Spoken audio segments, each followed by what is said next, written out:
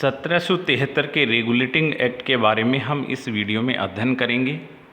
पिछले वीडियो में हमने ये देखा कि 1600 ईस्वी का ब्रिटेन की महारानी एलिजाबेथ प्रथम का राजलेख जारी हुआ। उसके बाद में 1726 का चार्टर एक्ट आया, जिसके माध्यम से तीनों प्रेसिडेंसियों के गवर्नर और उसकी परिषद को सीमित मात्राओं में कानून बनाने के अधिकार प्रदान किए गए। उसके बाद में धीरे धीरे ईस्ट इंडिया कंपनी ने अपनी नीतियों के माध्यम से किस प्रकार ईस्ट इंडिया कंपनी को ऋण जाल में फंसाया और स्वयं व्यक्तिगत रूप से अत्यधिक धनवान होते गए। तो ईस्ट इंडिया कंपनी की गतिविधियों को नियंत्रण करने के लिए ब्रिटेन की संसद में विचार विमर्श हुआ और ये विचार हुआ कि जो प्राइवेट ईस्ट इंडिया कंपनी है उसकी गतिविधियों पर ब्रिटेन की संसद को नियामक करना चाहिए, रेगुलेट करना चाहिए। तो ब्रिटेन की संसद ने कुछ कारक थे जिन पर विचार विमर्श किया और उस विचार विमर्श के पश्चात महसूस हुआ कि कंपनी की गतिविधियों को नियंत्रित करने के लिए संसद की तरफ से एक कानून का निर्माण होना चाहिए। इसी का परिणाम था 1773 ईस्वी का रेगुलेटिंग एक्ट। अब रेगुलेटिंग एक्ट के बारे में हम देखते हैं। फर्स्ट बात ये आती है कि रेगुलेटिंग एक्ट क्यों पारित हुआ, तो इसके लिए हमें इसके बैकग्राउंड में जाना होगा। रेगुलेटिंग एक्ट के बारे में सबसे पहली जो हमने अभी बात की कि 1765 ईस्वी में लॉर्ड कॉर्नवालिस जब सेकंड टाइम बंगाल का गवर्नर जनरल बन के आया, तो उसके समय ब्रिटेन बंगाल के अंतर्गत द्वैध शासन लागू किया गया। द्वैध शासन के माध्यम से वहाँ के कृषि, व्यापार, इंडस्ट्री सभी को अत्यधिक नुकसान पहुँचाया गया और कंपनी के जो कर्मचारी थे, अधिकारी थे, उन्होंने अधिकाधिक रूप से व्यक्तिगत संपत्ति कमाने पर जोर दिया। परिणाम स्वरूप कंपनी धीरे धीरे ऋण जाल में फंसती गई। इसी समय मराठा और मैसूर राज्य के साथ भी कंपनी युद्धों में फंसी हुई थी।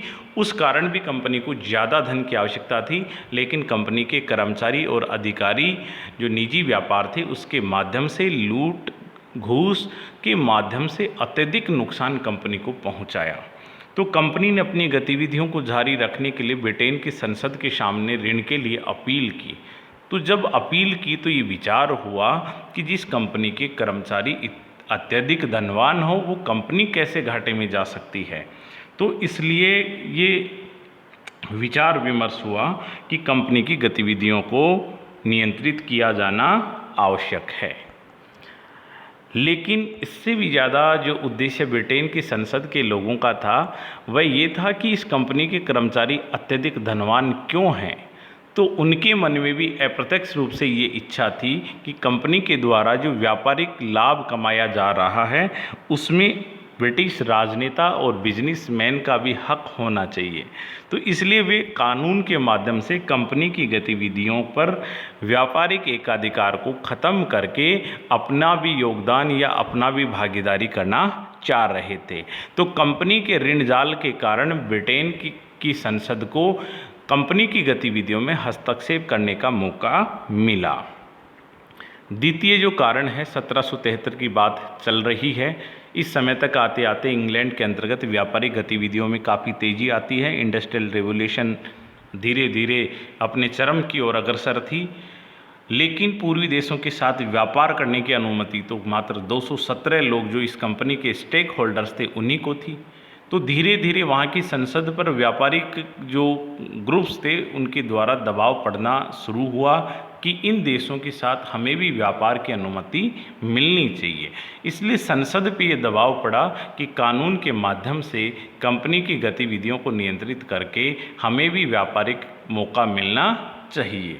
हालांकि ये मौका उनको नहीं मिल सका, लेकिन यहाँ के दबाव के कारण धीरे धीरे आगे के जो अधिनियम हैं उनमें कंपनी को जो व्यापारिक गतिविधियों में एकाधिकार मिला हुआ था उनको 1813 के चार्टर एक्ट के माध्यम से समाप्त करना पड़ा और मुक्त व्यापार प्रणाली अपनाई गई कि भारत में कोई भी ब्रिटेन का व्यापारी नागरिक व्यापार कर सकता है। तो प्रथम उद्देश्य क्या था कि प्लासी बक्सर के युद्ध के बाद कंपनी की तरफ से जो लूट खसोट हुई और जो अनैतिकताओं का प्रदर्शन हुआ उसके माध्यम से वहाँ के जो व्यापारी कर्मचारी थे अत्यधिक धनवान हो जाते हैं। तो ब्रिटेन की संसद ने विचार किया कि क्यों न हमारा भी उसमें हिस्सा होना चाहिए। इसलिए वे व्यापारिक जो लाभ था उसमें ब्रिटेन की संसद के सदस्य और व्यापारी लोग अपना भी हक मानते थे और वो उसमें इन्वॉल्व होना चाहते थे। द्वितीय जो कारण था वो था कि मुक्त व्यापार के समय धीरे धीरे मुक्त व्यापार की बजाय अपन ये कह सकते हैं कि ब्रिटिश व्यापारियों का ये दबाव था कि बाज़ार हमारे लिए भी खोला जाए। तीसरा इसमें ये था कि ईस्ट इंडिया कंपनी के जो कर्मचारी थे और कोर्ट ऑफ डायरेक्टर्स थे, उन्होंने धन के माध्यम से ब्रिटेन के सदस्यों को खरीदना शुरू कर दिया ताकि ईस्ट इंडिया कंपनी के पक्ष में अधिकाधिक ब्रिटिश संसद द्वारा नीतियों का निर्माण हो।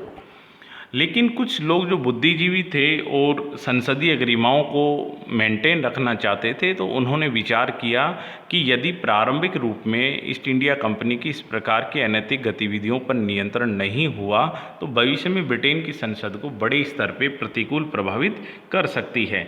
तो इसलिए वे चाहते थे, जो रचनात्मक लोग थे, चिंतन लोग थे, कि कैसे भी ये कंपनी ब्रिटेन की संसद के अधीन होनी चाहिए। चतुर्थ है तात्कालिक कारण। तात्कालिक कारण वैसा ही कारण है जो फर्स्ट कारण है कि 1772 में कंपनी जब आर्थिक तंगी में ग्रसित हो चुकी तो ब्रिटेन की सरकार से कर्ज मांगा। तो ब्रिटेन की सरकार को आश्चर्य हुआ कि जिस कंपनी के कर्मचारी इतने धनवान हो वह कंपनी कैसे गरीब हो सकती है। तो इस बात के लिए संसद में विचार विमर्श हुआ और उसी का परिणाम था 1773 का रेगुलेटिंग एक्ट। अब 1773 के रेगुलेटिंग एक्ट में क्या प्रावधान थे, किस प्रकार के बदलाव होते हैं, तो इस एक्ट के माध्यम से दो जगह पे बदलाव होते हैं। एक जो कंपनी का इंग्लैंड के अंतर्गत जो ढांचा था जिसको अपन गृह सरकार संबंधी प्रावधान कहते हैं, और एक भारत में कंपनी का जो ढांचा था उसमें किस प्रकार के बदलाव होते हैं। तो दो तरह के प्रावधान आते हैं, गृह सरकार संबंधी परिवर्तन और भारत में कंपनी की व्यवस्थाओं में परिवर्तन। तो गृह सरकार संबंधी हम परिवर्तन देखते हैं। गृह सरकार संबंधी में सबसे पहले court of director. Court of director में क्या किया गया कि कोर्ट ऑफ डायरेक्टर में कुल मेंबर 24 तय किए गए, कुल सदस्यों की संख्या 24 तय की गई और इसमें ये बनाया गया कि प्रत्येक सदस्य का समय 4 वर्ष का होगा और जिनमें से 1/4 सदस्य प्रतिवर्ष अवकाश ग्रहण करेंगे। तो इस प्रकार ये तय हुआ कि 24 सदस्य कोर्ट ऑफ डायरेक्टर में होंगे जिनका कार्यकाल 4 वर्ष होगा और प्रतिवर्ष 1/4 सदस्य अवकाश प्राप्त करेंगे। द्वितीय जो परिवर्तन किया वो ये किया कि जो सह-परिषद गवर्नर जनरल है वे अपने सैनिक कार्य हों और भले ही सिविल वर्क हों उनको ब्रिटेन के राज्य मंत्री के समक्ष पेश करेंगे। तीसरा प्रावधान किया गया कि कंपनी के व्यापारिक एकाधिकार में 20 वर्ष की और बढ़ोतरी की गई कि 1773 से 20 साल आगे 1793 में। तो 1793 ईस्वी तक कंपनी के व्यापारिक एकाधिकार को मेंटेन रखा। चौथा, निदेशक मंडल है जो कोर्ट ऑफ डायरेक्टर है वह अपने सिविल मामले हों, रेवेन्यू मामले हों, सैन्य हों, इनकी प्रतिवर्ष भारत से संबंधित रिपोर्ट ब्रिटिश संसद के सामने रखेगा। तो मुख्य रूप से जो परिवर्तन होते हैं गृह सरकार में कि कोर्ट ऑफ डायरेक्टर में 24 सदस्य होंगे जिनका कार्यकाल 4 वर्ष होगा और प्रतिवर्ष 1/4 सदस्य अवकाश ग्रहण करेंगे। दूसरा ये हुआ कंपनी की व्यापारिक गतिविधियों पर एकाधिकार अगले 20 वर्ष के लिए और दिया गया। और तीसरा ये कि कोर्ट ऑफ डायरेक्टर भारत के जो रेवेन्यू है, जो भारत की मिलिट्री है और भारत से संबंधित जो सिविल एडमिनिस्ट्रेशन है उसकी रिपोर्ट ब्रिटिश संसद के सम्मुख पेश करेंगे। अब द्वितीय जो परिवर्तन हुआ वो भारत सरकार के स्वरूप में किस प्रकार होता है। तो भारत में ये देखते हैं 3 प्रेसिडेंसियाँ थी, बंगाल, मद्रास और बम्बई। इनमें प्रथम ब्रिटिश राज्य की स्थापना बंगाल राज्य में होती है। तो बंगाल के गवर्नर जनरल को अन्य प्रेसिडेंसियों के गवर्नर के ऊपर वरीयता दी गई, चूँकि यहाँ से बड़ी मात्रा में धन प्राप्त हो रहा था और स्वतंत्र राज्य की स्थापना हो चुकी थी, इसलिए यहाँ के गवर्नर को अन्य प्रेसिडेंसियों के गवर्नर के ऊपर प्रमुखता दी गई। हालांकि सबसे बाद में स्थापित प्रेसिडेंसी यह थी, लेकिन धीरे धीरे व्यापारिक नज़रिए से इसका महत्वपूर्ण स्थान हुआ, इसलिए बंगाल के गवर्नर को महत्वपूर्ण स्थान दिया। तो भारत सरकार में क्या परिवर्तन होता है, काफ़ी इम्पोर्टेंट हैं ये सभी जो परिवर्तन। तो पहला परिवर्तन ये किया कि बंगाल का गवर्नर अभी तक पद होता था, प्लासी के युद्ध के पश्चात 1757 में एक पद बनाया बंगाल का गवर्नर। बंगाल का गवर्नर को अब गवर्नर जनरल कहा जाने लगा, तो गवर्नर की जनरल शब्द और ऐड किया गया। तो 1773 के रेगुलेटिंग एक्ट के माध्यम से बंगाल के गवर्नर को बंगाल का गवर्नर जनरल बनाया गया। और प्रथम बंगाल का गवर्नर जनरल वारेन हेस्टिंग को बनाया गया। इस प्रकार वारेन हेस्टिंग भारत में बंगाल का प्रथम गवर्नर जनरल था। और गवर्नर जनरल की सहायता के लिए एक कार्यकारी परिषद भी बनाई गई, जिनमें 4 सदस्य हुआ करते थे। तो पहला प्रावधान ये हुआ कि बंगाल के गवर्नर को बंगाल का गवर्नर जनरल कहा गया और इस पद पर पहली नियुक्ति वारेन हेस्टिंग की हुई। गवर्नर जनरल की सहायता के लिए 4 सदस्यीय कार्यकारी परिषद बनाई गई और इस कार्यकारी परिषद के जो सदस्य थे उनका कार्यकाल 5 वर्ष के लिए तय हुआ। प्रत्येक सदस्य का कार्यकाल 5 वर्ष होगा। प्रथम जो 4 सदस्य आते हैं उनका नाम भी काफ़ी एग्जाम में पूछा गया है। John Clavering, George Monson, Philip Francis और बोरवेल। ये 4 सदस्य गवर्नर जनरल की कार्यकारी परिषद में हुए। तो इस प्रकार गवर्नर जनरल एवं उसकी कार्यकारी में कुल 5 लोग हो गए। एक गवर्नर जनरल और 4 जो अन्य सदस्य थे वे थे। और ये तय किया गया कि इस परिषद के द्वारा जो निर्णय लिया जाएगा वो बहुमत से लिया जाएगा। तो 5 लोगों की परिषद में यदि फैसला लेना हो तो 3-2 से फैसला लेना होगा। तो पहला प्रावधान ये हो गया, गवर्नर जनरल की कार्यकारी परिषद के सदस्यों का समय 5 वर्ष, निर्णय बहुमत से लिए जाते थे। हालांकि गवर्नर जनरल को कास्टिंग वोट का पावर दिया गया, निर्णायक मत का अधिकार दिया गया।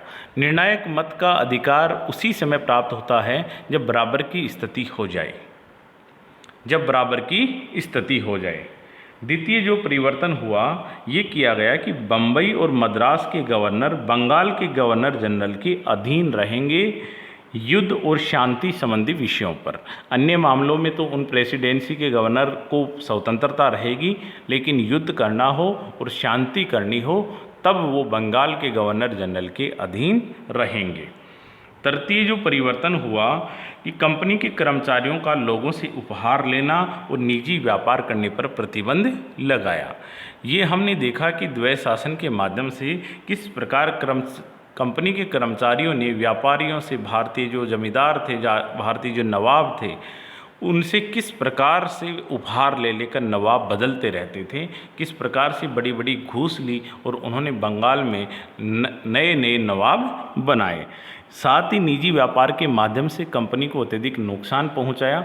इसलिए ये तय किया कि कंपनी के कर्मचारी और अधिकारी निजी व्यापार नहीं करेंगे। तो 3 कार्य किए गए। अभी तक हमने देखा कि कंपनी गवर्नर जनरल और उसके सहयोग के लिए 4 सदस्यीय कमेटी बनाई गई, समिति बनाई गई, 5 वर्ष उसका कार्यकाल तय हुआ और निर्णय बहुमत से लिए जाते थे। बम्बई मद्रास के गवर्नर जनरल की युद्ध और शांति से संबंधित अधिकार बंगाल प्रेसिडेंसी के अधीन हो गए। तीसरा, कंपनी के कर्मचारियों के उपहार लेने और निजी व्यापार पर प्रतिबंध लगाया गया। चौथा, हम देखते हैं कि जुडिशरी में क्या सुधार होता है। तो रेगुलेटिंग एक्ट के द्वारा कलकत्ता में एक सुप्रीम कोर्ट की स्थापना की गई। ऐसा प्रावधान था कि कलकत्ता में एक सुप्रीम कोर्ट की स्थापना होगी और इस रेगुलेटिंग एक्ट के तहत उस कोर्ट की स्थापना 1774 ईस्वी में कलकत्ता में हुई। तो कलकत्ता में सुप्रीम कोर्ट की स्थापना 1774 में हुई, लेकिन उसके प्रावधान किस में था? 1773 के रेगुलेटिंग एक्ट में। अब इस कोर्ट की हम संरचना देखते हैं, बेसिक स्ट्रक्चर इसका कैसा था। तो इसमें एक मुख्य न्यायाधीश और 3 अन्य न्यायाधीश होते थे। एक मुख्य न्यायाधीश और 3 अन्य न्यायाधीश होते थे। पहला जो मुख्य न्यायाधीश बनाया गया कलकत्ता सुप्रीम कोर्ट का, वो थे एलिजा इम्पे। इसमें प्रिंटिंग में हम मिस्टेक हो गई, एलिजा रम्पे लिखा हुआ है, इसकी जगह एलिजा इम्पे। तो कलकत्ता सुप्रीम कोर्ट जिसकी स्थापना 1774 में हुई, उसका पहला मुख्य न्यायाधीश एलिजा इम्पे था। इस कोर्ट की जो भाषा है वो अंग्रेजी थी। नियुक्ति इसकी ब्रिटिश सम्राट द्वारा की गई, न कि भारत में स्थित बंगाल के गवर्नर जनरल के द्वारा। तो कलकत्ता की सुप्रीम कोर्ट जो भाषा थी वो अंग्रेजी थी और इसका जो न्यायाधीश था, मुख्य न्यायाधीश, उसकी नियुक्ति ब्रिटिश सम्राट के द्वारा की गई और ब्रिटिश सम्राट के प्रसाद पर्यंत ही वह अपने पद पर रह सकता था। इसके क्षेत्राधिकार के बारे में हम देखते हैं, ज्यूरिडिक्शन पावर। तो ज्यूरिडिक्शन मुख्य रूप से बंगाल, बिहार और उड़ीसा तक सीमित थी। 1773 के रेगुलेटिंग एक्ट में इन तीनों क्षेत्रों के लिए दी गई। कालांतर में इसकी क्षेत्राधिकार भी 1781 के एक्ट के माध्यम से कंट्रोल किया गया। वो हम आगे के एक्ट में हम अध्ययन करेंगे। शक्ति इसके बारे में कि इसको कोर्ट ऑफ रिकॉर्ड्स कहा गया, अभिलेख न्यायालय होगा। इसका तात्पर्य ये होता है कि जो सुप्रीम कोर्ट है उसके आदेश अधीनस्थ अदालतों पर स्वतः ही लागू हो जाएंगे। तो सुप्रीम कोर्ट ने किसी मामले पर जो डिसीजन दिया तो अन्य कोर्टों पर, जो सबऑर्डिनेट कोर्ट्स हैं, उनके ऊपर एज ए ऑर्डर के रूप में वो लागू होगा। सिविल हो, क्रिमिनल हो, नौसैनिक हो, धार्मिक मामलों पर निर्णय देने की इसको शक्ति दी गई। क्योंकि कंपनी के कार्य जैसे जैसे विस्तृत होते जा रहे थे तो ये आवश्यकता महसूस हुई कि कोर्ट की आवश्यकता महसूस हुई, इसलिए रेगुलेटिंग एक्ट के माध्यम से एक सुप्रीम कोर्ट की स्थापना भी की जाती है और एलिजा एमपी इसके मुख्य न्यायाधीश बनाए गए। संवैधानिक महत्व देखते हैं इस एक्ट का, कॉन्स्टिट्यूशनल इम्पोर्टेंस क्या है। तो भारत में कंपनी के कार्यों को रेगुलेट और कंट्रोल करने की दिशा में ये पहला कदम था कि कम से कम ब्रिटिश सरकार ने इस तरफ कोई कदम उठाया। द्वितीय संवैधानिक महत्व देखते हैं कि पहली बार कंपनी के एडमिनिस्ट्रेटिव और पॉलिटिकल कार्यों को मान्यता मिली। अभी तक कंपनी अपने कोर्ट ऑफ डायरेक्टर के फैसलों के अधीन कार्य कर रही थी, लेकिन पहली बार ब्रिटेन की पार्लियामेंट के माध्यम से उसके कार्यों को लीगली मान्यता मिली। तीसरा है, भारत में केंद्रीय प्रशासन की नींव रखी। अब धीरे धीरे एक सेंट्रलाइज्ड एडमिनिस्ट्रेशन का निर्माण किया गया और जिसके शीर्ष पर गवर्नर, बंगाल के गवर्नर जनरल को रखा गया। चतुर्थ हम देखते हैं कि कंपनी के लिए अभी तक कोई दिशा निर्देश, गाइडलाइंस नहीं होते थे जो लिखित हों। कोर्ट ऑफ डायरेक्टर के आदेश ही कंपनी के लिए आदेश होते थे। इसके माध्यम से पहली बार कोई लिखित संविधान प्रस्तुत हुआ और एक स्थापित नियमों वाली पद्धति का श्री गणेश होता है। आलोचना क्या है कि गवर्नर जनरल को उसकी जो परिषद थी उसकी दया पर छोड़ दिया। द्वितीय, परिषद और सर्वोच्च न्यायालय के मध्य अधिकार क्षेत्र को स्पष्ट नहीं किया गया। और तीसरा है, निदेशक मंडल पर मुट्ठीभर लोगों का कब्जा हुआ। इन चीज़ों के बारे में हम थोड़ा विचार करते हैं। पहली जैसे आलोचना है कि गवर्नर जनरल को परिषद की दया पर छोड़ दिया गया। प्यारे बच्चों, इसको समझना है। गवर्नर जनरल, बंगाल का गवर्नर जनरल बनाया और सहायता के लिए 4 सदस्यीय एक समिति भी बनाई गई जिसको गवर्नर की कार्यकारी परिषद कहा गया। और ये तय हुआ कि इसमें निर्णय बहुमत से लिए जाएंगे। तो इसका मतलब साथ ही कास्टिंग वोट का अधिकार भी, निर्णायक मत का अधिकार भी गवर्नर जनरल को दिया गया। ये अच्छी बात थी। लेकिन 5 जो लोग थे, स्वयं गवर्नर जनरल और 4 अन्य लोग हमने देखे थे इसमें, जो इसकी वायसराय की कार्यकारिणी में आए थे, John Clavering, George Monson, Philip Francis और बोरवेल। इनमें से कुछ सदस्य वायसराय के खिलाफ थे।